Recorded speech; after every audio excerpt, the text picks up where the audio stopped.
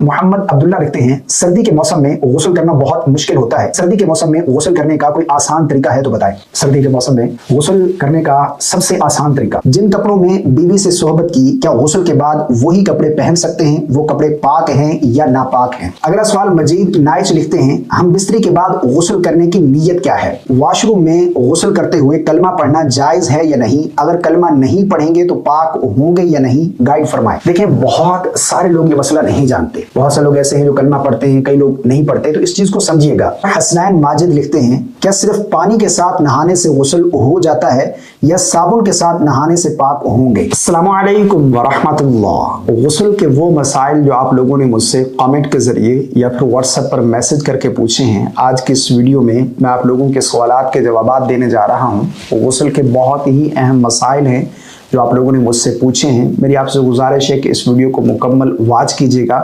तहारत ये नमाज की कुंजी है, हमें तहारत के मसाइल मालूम होने चाहिए। बहुत सारे लोग ऐसे हैं जो गुस्ल के मसाइल नहीं जानते, गुस्ल करने का सही तरीका उन्हें मालूम नहीं है, और जब उनके ऊपर गुस्ल फ़र्ज हो गया, वो नहाते हैं, वो ये समझते हैं कि हम पाक हो गए, हमें तहारत हासिल होगी। हकीकत में उन्हें तहारत हासिल नहीं होती, उनका गुस्ल नहीं होता। तहारत ये नमाज की कुंजी है, और अगर आपकी तहारत दुरुस्त नहीं है तो आपकी इबादत भी सही नहीं होंगी। तो इसलिए तहारत के मसाइल, गुस्ल और वुज़ू के मसाइल जो है ये हमें सीखने चाहिए, इनका हमें इल्म होना चाहिए, ताकि हम सही तरीके से तहारत हासिल करने के बाद इबादत वगैरह कर सकें। ठीक है ना। तो बहरहाल गुस्ल करने का तरीका क्या है, ये भी सवाल पूछा गया था। गुस्ल करने का मुकम्मल तरीका जो है इस पर वीडियो मौजूद है, अगर आप सर्च करेंगे यूट्यूब पर गुस्ल करने का सही तरीका बाय अल्लामा अजहर सईद, तो वो वीडियो आ जाएगा, वो आप देख सकते हैं। बहरहाल गुस्ल में जो है वो 3 चीज़ें फ़र्ज हैं। ठीक है ना। नंबर 1 पर कुल्ली करना, और नंबर 2 पर नाक में पानी चढ़ाना, नरम हड्डी तक पानी पहुंचाना, और नंबर 3 पर पूरे बदन पर पानी बहाना कि जिस्म का कोई भी हिस्सा बाल बराबर भी खुश्क ना रह जाए। और इसका सुन्नत तरीका ये है कि सबसे पहले आप दोनों हाथ धो लें, उसके बाद जिस्म पर जहाँ कहीं नजासत लगी है उस नजासत को दूर कर लें। उसके बाद जिस तरह नमाज से पहले हम वुज़ू करते हैं, इसी तरह मुकम्मल वुज़ू कर लें। चेहरा धो लें, दोनों बाजू धो लें, मसा कर लें, और इसी तरह दोनों पाँव धो लें। उसके बाद फिर दाएं कंधे पर 3 मरतबा पानी, फिर बाएं पर, फिर सर से लेकर पूरे बदन पर पानी बहा लें। तो ये सुन्नत तरीका है। ठीक है ना। बाकी अगर 3 फर्ज अदा कर लिए गुस्ल के सही तरीके से तो तब भी आपका गुस्ल हो जाएगा। बहरहाल वो वीडियो आप देख सकते हैं। तो आप लोगों के सवालात का सिलसिला शुरू करते हैं बगैर किसी ताखीर के। मोहम्मद उसामा साहब लिखते हैं, जिन कपड़ों में बीवी से सोहबत की, क्या गुस्ल के बाद वही कपड़े पहन सकते हैं? वो कपड़े पाक हैं या नापाक हैं? बहुत ही अच्छा सवाल है। देखें, अगर तो उन कपड़ों पर नजासत लगी है तो वो कपड़े नापाक हैं। ठीक है ना। अगर नजासत से वो कपड़े पाक हैं तो गुस्ल करने के बाद दोबारा वही कपड़े पहने जा सकते हैं। नजासत लग गई तो वो कपड़े अच्छा, नजासत लग गई तो पूरा कपड़ा नापाक नहीं होगा। मिसाल के तौर पर ये देखें, ये कपड़ा है, अगर इतने हिस्से पर नजासत लगी है तो इतना हिस्सा ही नापाक होगा। अगर आपके पास दूसरे कपड़े नहीं है तो आप इतने हिस्से को वॉश कर ले, उस नजासत को दूर कर ले, तो आपके वो पूरे कपड़े पाक हैं। ठीक है ना।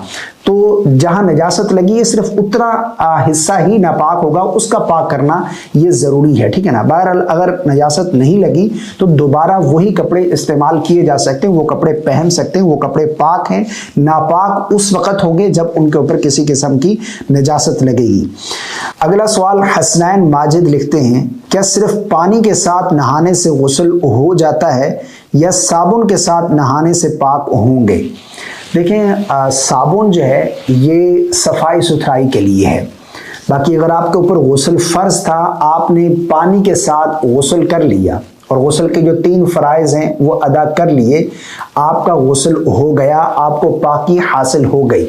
बाकी जिस्म पर कहीं मैल है, ये साबुन जो है सफाई सुथराई के लिए है। बाकी साबुन ये लगाना ज़रूरी नहीं है। ऐसा नहीं कि साबुन के साथ ही नहाएंगे तो आप पाक होंगे वरना पाक नहीं होंगे, ऐसा बिल्कुल नहीं है। ठीक है ना। आपके ऊपर गुस्ल फ़र्ज था, आपने पानी के साथ गुस्ल कर लिया, 3 फ़र्ज अदा कर लिए, आपका गुस्ल हो जाएगा। अगला सवाल मजीद नाइच लिखते हैं, हम बिस्तरी के बाद गुस्ल करने की नीयत क्या है? अच्छा, बहुत सारे लोग नीयत को लेकर बहुत ज़्यादा परेशान होते हैं। देखिए, नीयत जो है वो असल दिल का पुख्ता इरादा है। ठीक है ना। गुस्ल करने जा रहे हैं, किस लिए गुस्ल करने हैं? आपके दिल में इरादा है कि मैं नापाक हूँ, मुझे तहारत हासिल करनी है, इस वजह से मैं गुस्ल कर रहा हूँ। तहारत हासिल करने के लिए, पाकी हासिल करने के लिए गुस्ल कर रहा हूँ, बस यही नीयत है, ठीक है ना। जुबान से अल्फाज अदा करके या इस तरह की कोई नीयत नहीं होती, ठीक है ना। आपके दिल में इरादा है, क्यों नहा रहे हैं, क्यों गुस्ल कर रहे हैं? इसलिए कि आपके ऊपर गुस्ल फर्ज है और अपना तहारत हासिल करने के लिए, पाकी हासिल करने के लिए जो है वह आप गुस्ल कर रहे हैं, तो बस यही नीयत है। दूसरा सवाल लिखते हैं राना जीशान, ये लिखते हैं वो लिखते हैं गुस्ल के बाद नमाज पढ़ सकते हैं या दोबारा वुजू करना होगा? यानी ये पूछ रहे हैं कि गुस्ल करने के बाद डायरेक्ट नमाज पढ़ी जा सकती है, नमाज से पहले दोबारा वुजू करना होगा? देखें, जब हम गुस्ल करते हैं ना, तो गुस्ल में जो आज़ाए वुजू हैं जिनका धोना फर्ज है, मिसाल के तौर पर चेहरा धोना, वुजू में 4 फराइज हैं, चेहरा धोना, दोनों बाजू कोहनियों समेत धोना, मसा करना और पांव टुखनों समेत धोना, तो ये जो आज़ाए वुजू हैं इन पर भी पानी बह जाता है, ये भी धुल जाते हैं, तो गुस्ल के साथ साथ वुजू भी हो गया, ठीक है ना। दोबारा आपको वुजू करने की हाजत नहीं है। हाँ, अगर गुस्ल करने के बाद कोई ऐसी चीज जिससे वुजू फासिद हो जाता है, जिससे वुजू टूट जाता है, तो फिर आपको दोबारा वुजू करना पड़ेगा। अगर नहीं है तो गुस्ल करने के बाद डायरेक्ट आप नमाज पढ़ सकते हैं, इबादत वगैरह कर सकते हैं, आपको जो है वो दोबारा वुजू करने की हाजत बिल्कुल नहीं है, ठीक है ना। अगर वुजू फासिद होने वाली कोई चीज हुई है तो फिर आपको वुजू करना पड़ेगा, अदरवाइज ऐसे ही आपको दोबारा वुजू करने की हाजत नहीं है। गुस्ल करने के साथ साथ वुजू भी आपका हो जाता है। अगला सवाल वकार मलिक लिखते हैं, वॉशरूम में गुस्ल करते हुए कलमा पढ़ना जायज है या नहीं? अगर कलमा नहीं पढ़ेंगे तो पाक होंगे या नहीं? गाइड फरमाएं। देखें, बहुत सारे लोग ये मसला नहीं जानते, बहुत से लोग ऐसे हैं जो कलमा पढ़ते हैं, कई लोग नहीं पढ़ते। तो इस चीज को समझिएगा कि गुस्ल करते हुए कलमा पढ़ना ये जरूरी है। देखिए, गुस्ल जब आप कर रहे हैं, आपके ऊपर गुस्ल फर्ज है, तो आप तहारत कैसे हासिल करेंगे? गुस्ल में 3 चीजें फर्ज है, जिस तरह कि मैंने गुस्ल का तरीका बता दिया है। उसमें कुली करेंगे, नाक की नरम हड्डी तक पानी पहुंचाएंगे और पूरे बदन पर पानी बहा लेंगे, जिस्म का कोई भी हिस्सा बाल बराबर भी खुश्क ना रह जाए। अगर आपने ये 3 फर्ज अदा कर लिए तो आपको तहारत हासिल हो गई, आपका गुस्ल हो गया, आपको पाकी हासिल हो गई। अब वहां पर खड़े होकर कलमा पढ़ना, बाज लोग जो है वहां पर खड़े होकर कलमा पढ़ते हैं, पढ़ते रहते हैं कुछ न कुछ के, वो ये तस्वर करते हैं कि अगर कलमा नहीं पढ़ेंगे तो पाक नहीं होंगे। हालांकि ये बिल्कुल गलत है। देखिए, वो ऐसी जगह ही नहीं है जहां पर खड़े होकर आप कलमा खैर अदा करें, कलमा पढ़ें, अल्लाह का जिक्र लें, अल्लाह का नाम लें, वो ऐसी जगह ही नहीं है, ठीक है ना। तो कलमा पढ़ना ये कोई जरूरी नहीं है। बाज लोग कहते हैं कि ईमान की शर्तें पढ़ना ये जरूरी है, बिल्कुल नहीं, ऐसा बिल्कुल नहीं है। आप पर गुस्ल फर्ज है, 3 फर्ज जो गुस्ल के वो आपने अदा कर लिए, आपको आपका गुस्ल हो गया और आपको तहारत हासिल हो गई। कलमा बिल्कुल नहीं पढ़ेंगे वहां पर खड़े होकर, और ना ही ऐसी जगह में हम कलमा खैर अदा करें, अल्लाह का नाम लें, ठीक है ना। और कलमा पढ़ना ऐसा नहीं कि कलमा नहीं पढ़ेंगे तो पाक नहीं होंगे, बिल्कुल आप पाक हो जाएंगे। कलमा पढ़ना ये कोई जरूरी नहीं है। हाँ, गुस्ल करने के बाद आप बाहर निकल आए, फिर जो मर्जी पढ़ना चाहें, लेकिन उसमें भी ये तस्वर ना करें कि पढ़ेंगे तो पाक होंगे। पाक तो आप उसी वक्त हो गए जब आपने गुस्ल के 3 फर्ज अदा कर लिए, आपका गुस्ल हो गया, आपको तहारत हासिल हो गई, ठीक है ना। वैसे पढ़ना चाहते हैं तो आप पढ़ सकते हैं बाहर निकलकर, ठीक है ना, कपड़े वगैरह पहन लें, उसके बाद जो पढ़ना चाहें, कलमा खैर अदा करें, अल्लाह का जिक्र करें, जो करना चाहें आप कर सकते हैं। बहरहाल वहां पर खड़े होकर, वॉशरूम में खड़े होकर कलमा नहीं पढ़ना चाहिए, वहां पर खड़े होकर कलमा पढ़ना ये जायज नहीं है। मकसूद अहमद, इन्होंने लिखा है गुस्ल के दौरान शर्मगाह को भी हाथ लग जाता है, क्या फिर भी हमारा वुजू बाकी रहेगा या गुस्ल के बाद दोबारा वुजू करना पड़ेगा? देखिए, मैंने बता दिया कि गुस्ल करने से वुजू भी हो जाता है, आज़ाए वुजू धुल जाते हैं। अब वुजू किन चीज़ों से फासिद होता है, इस पर एक डिटेल से मेरा वीडियो मौजूद है, तो आप देख सकते हैं। वुजू तोड़ने वाली चीज़ें बाय अल्लामा अजहर सईद, ठीक है ना। तो वुजू जिन चीज़ों से फासिद होता है, टूट जाता है, उनमें यह नहीं है कि शर्मगाह को टच करने से, हाथ लग जाने से आपका वुजू फासिद हो जाएगा, ऐसा बिल्कुल नहीं है, ठीक है ना। अगर गुस्ल करते हुए जिस्म पर हाथ लग गया कहीं भी किसी भी हिस्से पर, तो इससे वुजू आपका फासिद नहीं होगा, ठीक है ना। इसके अलावा बहुत सारी चीजें हैं जिनसे वुजू फासिद हो जाता है, इस पर डिटेल से एक वीडियो मौजूद है, आप वो देख लें ताकि आपकी तमाम की तमाम कंफ्यूजन दूर हो जाएंगी। बहरहाल अगर गुस्ल करते हुए इस तरह हाथ लग भी जाए तब भी आपका वुजू बाकी है, आप गुस्ल करने के बाद जो है वो नमाज अदा कर सकते हैं, आपको दोबारा इस वजह से गुस्ल करने की हाजत नहीं है। है। अगला सवाल मोहम्मद अब्दुल्ला लिखते हैं, सर्दी के मौसम में गुस्ल करना बहुत मुश्किल होता है।